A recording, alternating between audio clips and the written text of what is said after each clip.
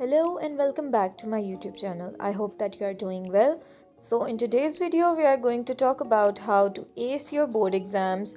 कैसे आप अपने बोर्ड एग्ज़ाम्स में एक्सेल कर सकते हैं, कैसे आप अपने बोर्ड एग्ज़ाम्स में अपना बेस्ट दे सकते हैं to score the maximum marks. तो इसके लिए मैं आपको कुछ टिप्स बताऊंगी। असाइड फ्रॉम स्टडिंग आप क्या टिप्स फॉलो कर सकते हैं ताकि आपका रिजल्ट अच्छा है। The first thing is that you have to write in a legible and neat hand writing. आप नीचे दो हैंड राइटिंग्स देखें, जो ज़्यादा अच्छी है आप उसी को ज़्यादा देखना पसंद करें, वही आपको ज़्यादा अपील कर रही है। सो जो हैंड राइटिंग ज़्यादा अच्छी होगी, एग्जामिनर के लिए मसला कम होगा उसको पढ़ने में, and he will give you more marks. आपके पास चांस ज़्यादा होगा ज़्यादा मार्क्स स्कोर करने का। The second thing is that you have to use a marker in your paper and highlight the important points. अगर कोई इंपॉर्टेंट वर्ड है या कोई न्यूमेरिकल है, उसका आंसर कोई आ रहा है तो आप उसको मार्कर से लिख दें, तो एग्जामिनर के लिए वो भी एक इजी काम होगा, बजाय इसके कि वो उस पूरे पैराग्राफ को रीड करे। वो उनके मेन वर्ड्स के ज़रिए वो उसका काम जल्दी हो जाएगा और वो आपको मार्क्स ज़्यादा दे सकता है, इसके चांसेस ज़्यादा हैं। Okay, so the third tip is that you have to use cut name markers specially for Urdu. अगर आप कट नेम मार्कर यूज़ करते हैं उर्दू में तो उससे प्रेजेंटेशन बहुत अच्छी होती है। और आप कट नेम मार्कर्स को कैसे यूज़ कर सकते हैं, आप उनसे किस तरह लिख सकते हैं, कौन से एंगल पे लिखना होता है, कौन सा cut name marker main heading के लिए यूज़ करते हैं, कौन सा साइड हेडिंग्स के लिए यूज़ करते हैं, उस सब के लिए मैं एक अलग से शॉर्ट या वीडियो बना के अपलोड कर दूँगी, ताकि आप लोगों को आसानी हो कि आप उसको कैसे कट नेम मार्कर को यूटिलाइज़ कर सकते हैं, ताकि आपके उर्दू के पेपर की प्रेजेंटेशन बहुत अच्छी लगे।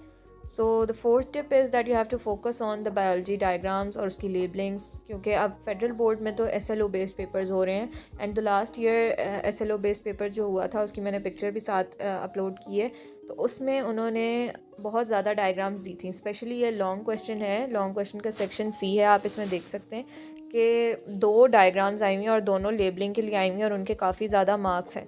तो लेबलिंग पे आपने स्पेशली बहुत ज़्यादा फोकस करना है, क्योंकि SLO बेस्ड पेपर में बायो में स्पेशली बहुत ज़्यादा लेबलिंग्स के रिलेटेड ही क्वेश्चंस आ रहे हैं और उनके मार्क्स भी काफ़ी ज़्यादा होते हैं। और not only in long question बल्कि शॉर्ट क्वेश्चंस में भी बहुत ज़्यादा क्वेश्चंस लेबलिंग से रिलेटेड आ रहे हैं और फ्लो चार्ट्स वगैरह इस तरह के क्वेश्चन ज़्यादा हैं। तो आपने उन पे ही ज़्यादा फोकस करना है ताकि आपके ये मार्क्स जो हैं ये सिक्योर हों। द फिफ्थ थिंग इज़ कि आपने एक सेक्शन को कम्प्लीटली अटैम्प्ट करना है एंड देन आपने नेक्स्ट सेक्शन पे मूव करना है। फॉर एग्जांपल अगर आप शॉर्ट क्वेश्चन आंसर्स का सेक्शन B अटैम्प्ट कर रहे हैं तो आपको पहले उस सेक्शन को पूरा अटैम्प्ट करना है। उसमें सारे क्वेश्चंस जब आपके हो जाएं जो जो आप करना चाह रहे हैं, देन आप नेक्स्ट सेक्शन पे मूव करें। क्योंकि अक्सर ये होता है कि आप शॉर्ट क्वेश्चन में एक आधा क्वेश्चन छोड़ के आप कहते हैं कि हम पहले सेक्शन C कर लेते हैं, लेकिन आपका जो फिर एंड पे टाइम नहीं होता और आपका वो क्वेश्चन रह जाता है। सो फर्स्ट आपने एक सेक्शन चाहे जो भी आप करें उसको कंप्लीट करें, देन नेक्स्ट सेक्शन पे मूव करें। द सिक्स्थ थिंग इज़ कि आपने कोई भी लॉन्ग क्वेश्चन आए साइंस सब्जेक्ट्स में तो आपने उनके साथ डायग्राम्स और फिगर ज़रूर बनानी है। अब तो जो शीट होती है फेडरल बोर्ड की, उसमें एंड पे आपको स्पेस दी होती है for the diagrams. White page एक ब्लैंक पेज होता है, तो आपने उस पर क्वेश्चन नंबर और फिर उसका पार्ट नंबर लिख के एंड देन आप नीचे वो डायग्राम ड्रॉ कर दें। बायो है तो स्पेशली डायग्राम्स के उसमें मार्क्स होते हैं, उसकी लेबलिंग्स के मार्क्स होते हैं। और अगर फिज़िक्स या केमिस्ट्री है उसमें भी किसी में अगर डायग्राम्स हैं तो उनके भी फिगर्स के मार्क्स होते हैं। जैसे पेंडुलम वाला अगर कोई क्वेश्चन आता है तो उसके मार्क्स होते हैं डायग्राम के। The seventh thing and the important thing is time management, जिस पे आपका पूरा पेपर बेस करता है। अगर आप टाइम मैनेजमेंट नहीं कर सकते तो देन आप बिल्कुल कुछ भी नहीं कर सकते।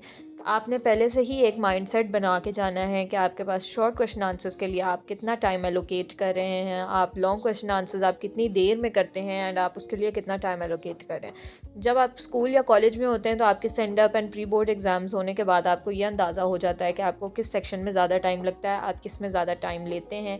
लॉन्ग क्वेश्चन में, शॉर्ट क्वेश्चन में आपको कितनी देर लगती है to attempt a single long question, तो आप उस हिसाब से अपना टाइम एलोकेशन कर सकते हैं और टाइम मैनेजमेंट आपकी अच्छी हो सकती है। Okay, so that's all for today. If you liked my video, do subscribe my channel and share it with your friends. Thank you for your time and Allah Hafiz.